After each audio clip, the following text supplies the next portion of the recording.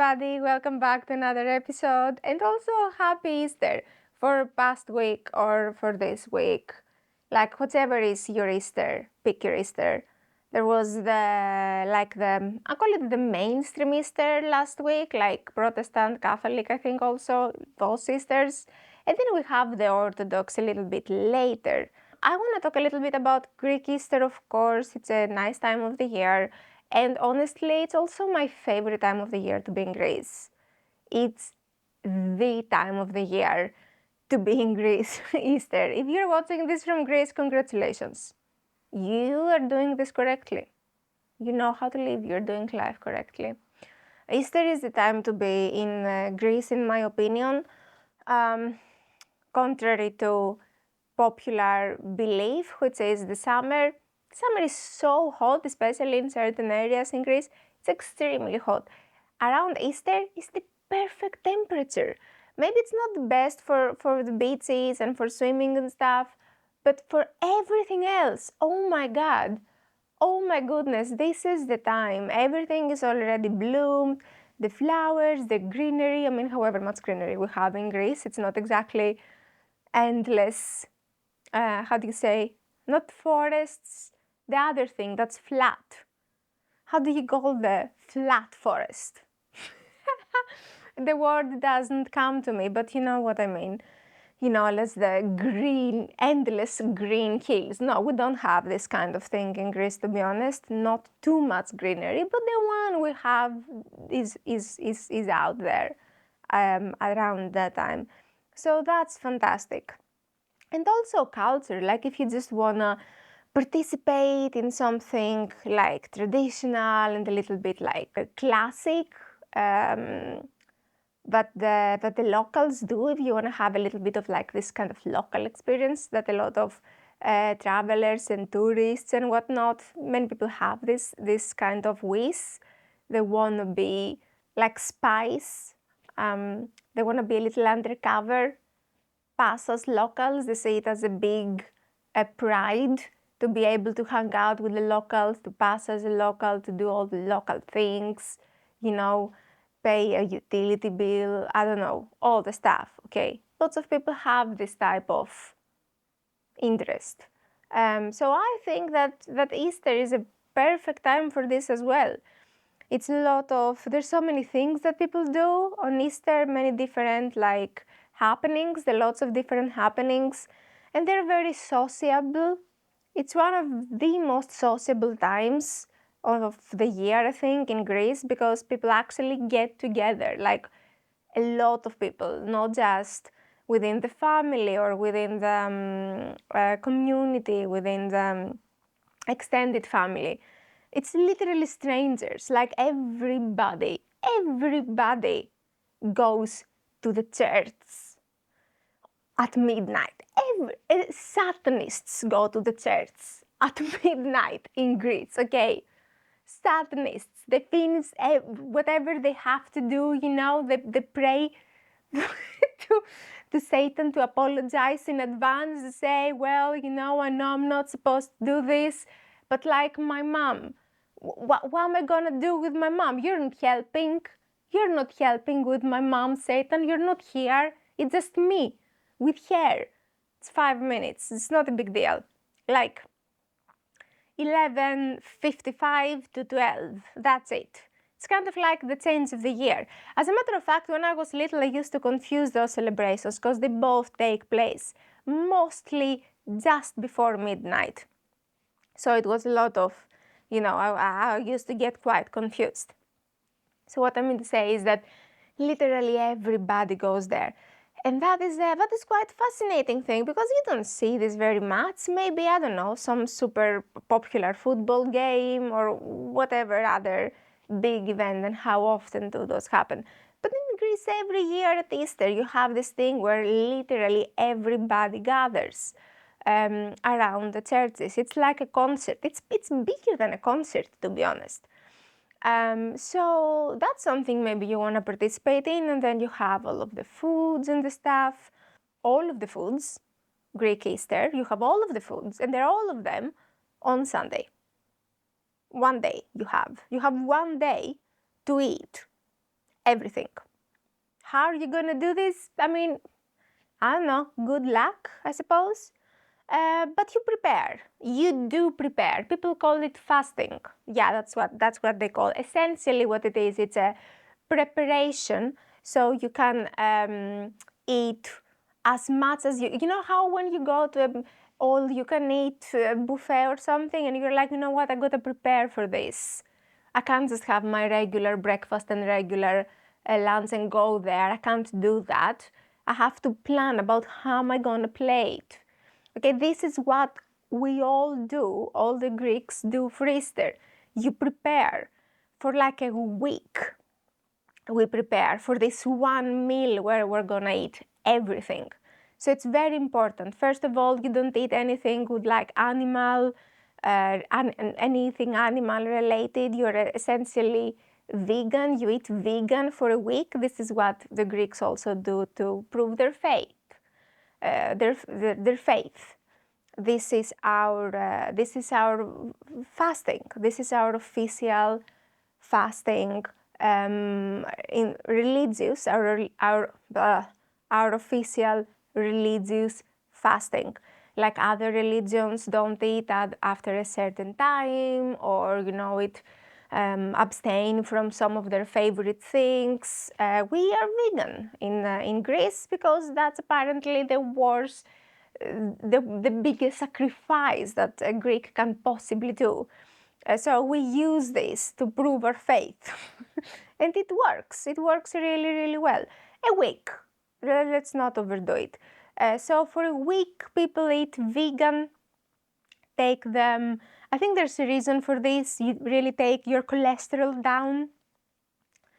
The cholesterol goes a little bit down, Prepare your body so that on Sunday we can eat one lamb each approximately, and then all the way up. All the way up, all the way. So I think this is the wisdom. I think that's the wisdom that has created those events that must happen in that order. We don't really eat a lamb each. That's extreme. That's extreme. Not every person, every family. Every family. This is not an exaggeration. That's not an exaggeration at all. You get a lamb per family. So for the big Greek Easter, we have the lamb, of course, and we have eggs, another cholesterol factor. You can't just only rely on the lamb to get all of this cholesterol up. You need a little bit more help from the side dish too. So we use eggs for that, right? Lots of eggs. Oh my God, so many eggs everywhere. But this is not just in Greece, this is everywhere. Eggs are highly related to Easter, particularly because they particularly colorful eggs, not just any eggs, not the naked eggs. The naked eggs are weird in Easter time. All year round, they're just perfectly white and off-white. But on Easter, you're like, what is this disgusting, naked, as it's chicken, mama made it, egg. Take it away from me. Somebody put some color on this egg. I can't look at it. It looks sick, please.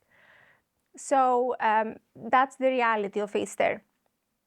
In Greece, we also do egg fights. That's another very, very memeable habit that we have. It's a very memeable tradition, I would say. It's kind of funny to see grown-ass people cracking each other's eggs like idiots, like 5-year-olds. It's kind of hilarious. What is even more hilarious is how seriously the whole thing is treated. Okay, it's pretty. If you think about it, it's like there's a protocol around the egg fights. You don't just grab an egg and go around cracking eggs of whoever you see. No. There's a serious protocol in place. This is it's like a duel. It's like the duels they did back in the days. The granny comes out with like a big plate with all of the eggs, leaves it on the table. Gentlemen, pick your weapons. Then everybody comes very seriously with a little handkerchief, cleans the egg, looks at it against the light. You pick your egg, and then your opponent. And then, you stand against each other, one step back. It's basically like Hamilton, okay? And then, again, look at each other, you're ready, like gentlemen, and one of you strikes. You take the positions, not any position, specific position. One with a nose, one with a butt. One egg with a nose in the front, one egg with a butt in the front. Gentlemen, are you ready? Fire. Crack. And then it happens. And then you congratulate each other. It's very important to be graceful. It's very important to be graceful. Okay, you can't look. You will be probably a little bit disappointed, as you would be if you were shot. Okay, but you respect the process and you respect the sport and you respect the opponent. You step back, and then the next person comes. It's a bit like a tournament. It's pretty fun. It's pretty fun. It's a bit awkward at the end when you finish. If you're the winner, you're the winner. You're happy. You won, amazing. But then you end up with this egg, but whole, unharmed. Everybody else has their cracked eggs they're already eating. You have this egg that is just, perfectly healthy. And what you gonna do with it? It's super awkward. Of course, you're supposed to, find it, find something, a chair, a wall, just something to hit it so you can eat it as well. But you feel a bit bad because this is the winner. This is the winner egg. Is it gonna have the exact same fate as all of those other loser eggs? This is just disappointing. Well, it's the pointlessness. The pointlessness to win the tournament and be slaughtered, just like every other egg. Every time I win, I have this urge to no, but I have to keep you alive. I'm gonna keep this egg until next Easter, and then see how it does that time. But of course, don't do that. That would be a biological weapon at this point. So, between the egg fights and going to the church and this and that, I think you're gonna really enjoy if you happen to be in Greece at the time, or if you're looking for an exciting, culturally rich, good weather time of the year to go to Greece. Easter, oh my God, is the best, in my opinion. Just brace yourselves for the fireworks, okay? Fireworks, to call the Easter fireworks, it's already, I'm misrepresenting the situation massively. It's not fireworks are pretty, they have a wow effect. Fireworks is something that makes the kids smile and get all excited and line up and run closer to see what's happening. Easter fireworks make the kids cry. Okay, not just scared, cry. The kids cry from those fireworks, if you want to call them that. It's basically an attack. That's how I'm going to call it, a firework attack. I think that's the only fair way to call this thing, honestly. It makes the kids cry, it makes the cats scared. The cats!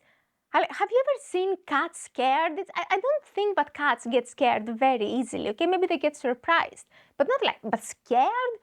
All the cats are so scared on Easter in Greece. It's insane. They're hiding wherever they can. And then the babies start crying. It's a whole thing. The line is really close from celebrating Easter and being a full-blown arson that just wants to blow stuff up. It's a thin line. It becomes a thin line at Easter. I know that we're gonna have those kaboom explosion style fireworks, but every year I'm a little bit concerned. I'm well, what if there was actually an attack right now? Nobody would even notice. We'd be getting invaded or I don't know what, and we'd all be yeah, well, it's, Happy Easter, Christos Nesti, Nobody would notice anything. particularly in my hometown, oh my God, this is insane. No, but this is actually insane. In my hometown, they have this thing that they do for Easter, of course, and that is a type of firework, but it's just the most unsafe, like, firework type I have ever seen in my entire life. Like, I grew up feeling that this was normal, of course, because it was my hometown. But now I'm surprised how this thing is not illegal, honestly. I can't fathom how this is just a happy Easter practice. So here's what happens. A person, let's be honest, a man. Let's just say things as they are. Okay, so a man takes, do you know those things that you put on top of a cake? Sometimes you have, when you have a birthday cake, you have the candles, and then sometimes you have this extra other thing that goes like the freezy fire. You know what I mean? I don't know how to call it. Okay, it's like a mini cute pyrotechnic. I think I have one here somewhere. Actually, maybe I should just grab it and use it. Here it is. I got it. So you have one of those, except it's not like this. It's about, I'm gonna say, 50 meters high. I'm gonna say 50 meters high. Could be maths. Here's the thing, they're not all the same height. But how it works is you get one of those. It's a combination between that and a flamethrower. You put it on your belt, and then you are kind of like, I don't know, jizzing fire into the atmosphere, I suppose. Excuse-moi, I don't know how else to describe what is happening there. But yeah, you have this on your belt, and it just, whoa, becomes fire and becomes super high, and the highest wins. It's like when guys sometimes are peeing next to each other and they're just kind of competing who's gonna pee further away. Something like that, but with like actual fire. And so yeah, and they try to get the fire super high, and sometimes it's ridiculously high. Yeah, sometimes it's like 50 meters high. It's crazy. And every couple of years somebody loses a hand, but it's like, apparently it worth the risk. So I'm gonna light mine now for Happy Easter, and I want you to see how I'm gonna be scared, how scared I'm gonna be just to hold this thing. Light it up. Oh my God, it's happening. It's not happening actually. Oh my God, Happy Easter everybody! Ah, is it safe? Happy Easter everybody! Where are you going? Where are you going? Don't let me alone with this thing. What if it goes to my hair? Okay, I'm doing so well. Look at this. Oh my God, I'm a real Greek. I'm managing. I'm setting the house on fire for Easter. Are you happy with that? Woo! Happy New Year! I mean, what else? That was the most impressive episode I have ever done. You definitely got rewarded for staying around. Thank you so much. And happy Easter to everybody. And I will see you later. Bye!